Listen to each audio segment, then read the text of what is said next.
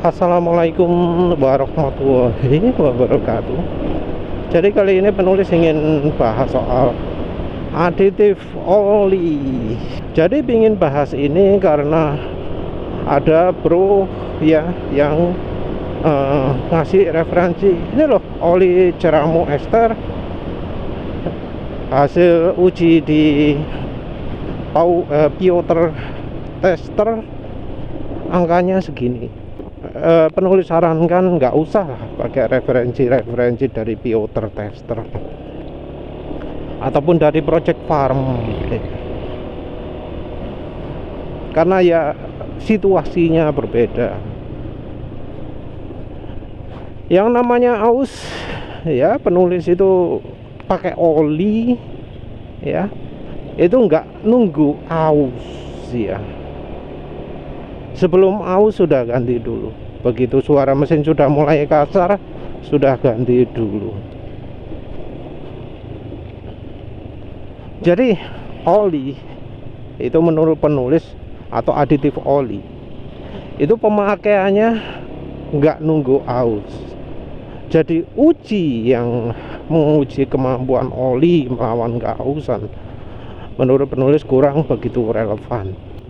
Karena ya kemampuan mencegah aus itu tidak berarti mencegah berisik. Contohnya ada, penulis sudah coba oli PM1, oli yang katanya mencegah aus. Aditifnya nggak penulis ragukan. Kerasa suara mesin itu waktu olinya masih umur 1 km, halus ya, halus. Tapi apa yang terjadi setelah lebih dari 1 km, menginjak kilometer 15, suara mesin sudah mulai kasar. Menginjak kilometer 30, wes kasar suara mesinnya ya. Karena bagaimanapun juga yang namanya aditif itu nggak bisa diandalkan, nggak bisa bekerja terus menerus. Aditif itu hanya bekerja ketika kemampuan olinya agak kurang. Kalau bahan dasar olinya, kalau bahan utama olinya sudah hilang kemampuannya, kemampuan untuk melapisi permukaan logam dengan logam, kemampuan mencegah terjadinya gesekan langsung antara logam dengan logam, maka ya perlindungan anti aus seperti apapun nggak akan bisa bertahan lama, karena ya terusan kan ya. Jadi tetap bahan utama oli itu penting. Itu sebabnya zaman dulu orang membedakan antara oli sintetik dan mineral, karena zaman dulu oli sintetik itu bahannya PAO, dan PAO mempunyai ketahanan, mempunyai shear stability yang lebih baik memang dari oli mineral. Nah kalau sekarang itu sudah tidak berlaku lagi, karena kebanyakan oli sintetik atau full sintetik atau 100% sintetik itu bahannya dari mineral juga. Jadi kualitas oli sekarang ya sudah jauh turun karena bahan olinya sudah bukan PAO lagi. Nah balik lagi ke aditifnya, apa yang diujikan di uji gesek itu tidak mencerminkan apa yang terjadi di mesin. Karena di mesin nggak akan ya dalam hanya beberapa menit sampai aus, sampai dekok 0, sekian milimeter ya. nggak bisa, nggak mungkin seperti itu, nggak mungkin sampai ausnya itu parah banget. Apa emang kalau pakai oli yang nggak ada aditif yang super kayak gitu, nggak ada Lupromax-nya, nggak ada BM1-nya, itu bakal kegerus dinding silindernya dalam waktu 5 menit gitu ya, apa gitu kan? Ya enggak.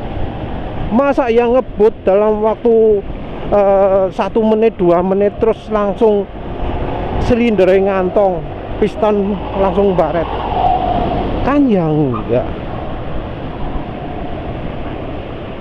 Karena kan aus atau kegerus gitu kan terjadi setelah beberapa ratus kilometer kan ya. Beberapa ratus kilometer itu ya berjam-jam. Itu kalau olinya jelek, olinya terlalu encer. Tapi kalau olinya kental, olinya bagus, film strength-nya, pasti kan cukup lama toh ausnya, nggak akan terjadi cepet kan. Bisa sampai ribuan, bisa sampai puluhan ribu kilometer. Nah inilah contohnya motor penulis ini. Motor penulis Fuel Delusion itu sudah mulai dari umur 1000 km. Sekarang sudah piro 32 257 32.000 km. Pakai oli macem-macem. Tapi ya top speed cek tetap 113. Akselerasi kalau misalnya ya semua baik bensinnya maupun olinya pas, bisa 16 detik. Itu kan masih lumayan, masih sama lah dengan keadaan baru. Suara musik, suara mesin juga nggak kelotok-kelotok, nggak otak-otak, nggak kayak helikopter. Padahal ya penulis pernah pakai oli yang amit-amit jeleknya.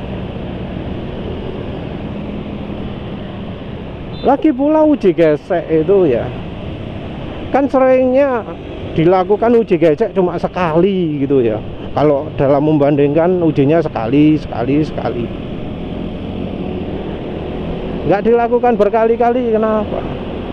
Karena kalau dilakukan berkali-kali bakal ketahuan nggak konsisten hasilnya.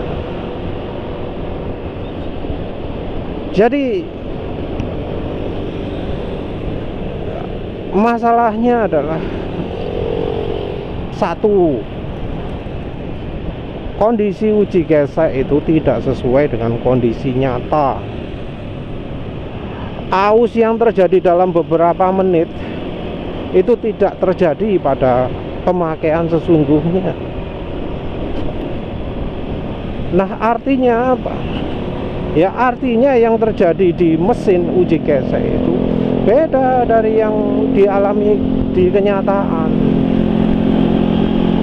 Mungkin ada yang ngomong, lah itu kan kondisi ekstrim mas, kondisi dimana memang situasinya dibuat sehingga ausnya terjadi lebih cepat. Tapi anehnya orang yang ngomong gitu itu menolak uji panggang oli. Padahal ya sama-sama uji panggang oli itu adalah uji yang ekstrim, yang tidak terjadi di dunia nyata. Kenapa? Uji panggang oli itu pakai kompor gas, itu suhunya bisa sampai 300 derajat Celcius. Suhu begitu kalau di mesin cuma di piston toh, cuma berlaku kalau olinya disemprotkan ke piston, kalau olinya disemprotkan di dinding silinder. Ruang olinya sendiri suhunya paling cuma berapa? 80-90 derajat. Ya anggap aja sama-sama nggak relevan lah. Tapi ya buktinya uji kemampuan oli, uji API, American Petroleum Institute, itu tidak menyertakan uji gesek tidak menyertakan uji pakai mesin Timken mesin atau one arm bandit. Buktinya seperti itu. Di API, di lembaga dunia yang sudah diakui sebagai metode pengujian oli yang diakui dunia, nggak ada uji gesek. Yang ada adalah uji panggang, uji dipanasi, yang bahkan tuh suhunya nggak cuma 300 derajat, 372 derajat kalau nggak salah ya. Juga ada yang suhunya 250 derajat. Yang satu untuk mengukur oksidasi, yang satu untuk mengukur penguapan. Faktanya seperti itu. Terus mengapa Piotr Tester dan Project Farm itu melakukan uji gesek? Ya entah ya.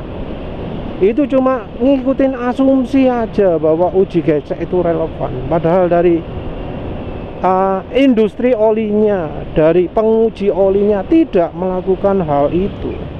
Uji gesek bukan merupakan salah satu parameter kemampuan oli.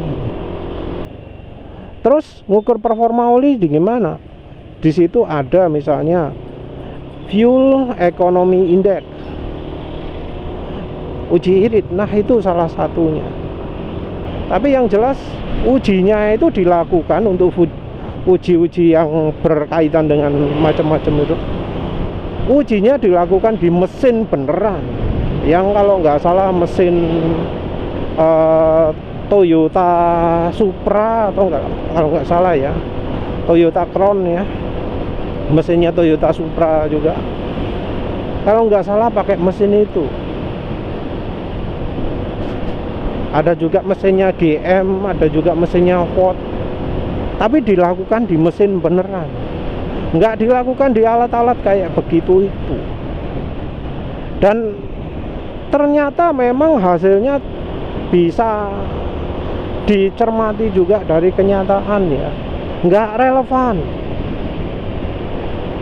Penulis sudah pernah uji aditif Lupromax Nano Energizer WEPP 2111 Skyver Moly EP apa maneh Lupromax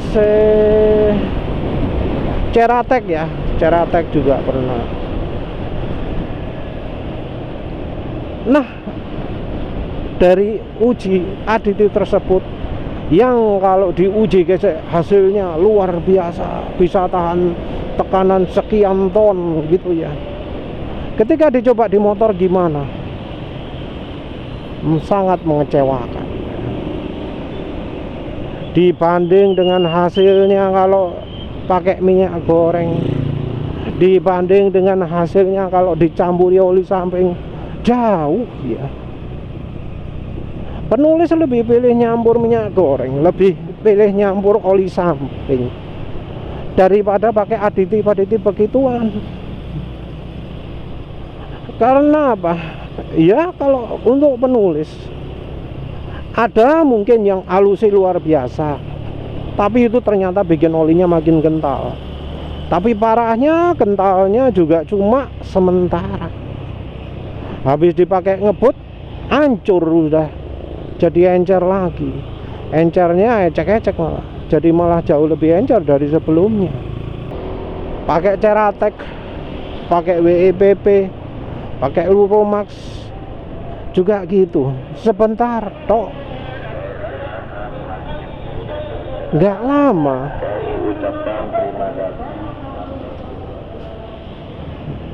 Ya sebenarnya ya, kalau misal aditifnya kurang, merasa aditif oli kurang, kalau bisa ngerasakan ya cari yang sesuai lah.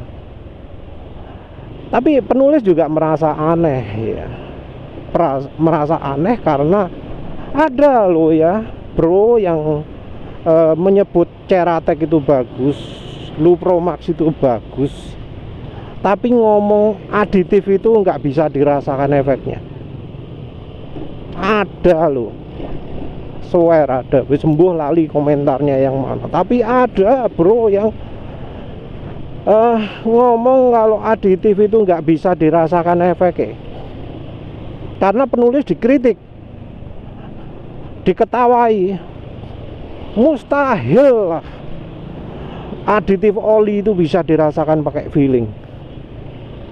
Loh, kalau misalnya dibilang mustahil gitu, dia sendiri memakai aditif itu gunanya untuk apa kalau dia nggak merasakan manfaatnya?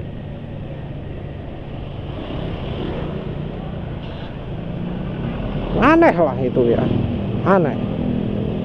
Padahal aditif itu bisa dicermati efeknya. Yang satu, suara mesin jadi makin halus. Makin halus pada saat gaspol, makin halus pada saat pelan-pelan, makin halus pada saat jalan kecepatan sedang. Itu bisa dirasakan. Yang kedua adalah makin licin. Makin licin dari mana? Engine brake bisa. Engine brake atau respon mesin. Kalau oli nggak licin, oli aditifnya kurang, itu kita lepas gas, RPM mesin itu langsung anjlok. Nah kalau olinya licin, nggak akan langsung anjlok, karena ya hambatan di silindernya, hambatan di bearingnya, hambatan di lain-lain masih minim, masih licin. Kalau ada oli gitu terus kita pakai, kita lepas gas langsung RPM-nya turun, nah itu oli nggak licin. Tapi ya tahu seperti ini, tahu olinya nggak licin, harus nyoba dulu oli yang licin. Kalau seumur hidup nggak pernah coba-coba oli lain, ya mustahil bisa tahu. Begitu juga dengan aditif.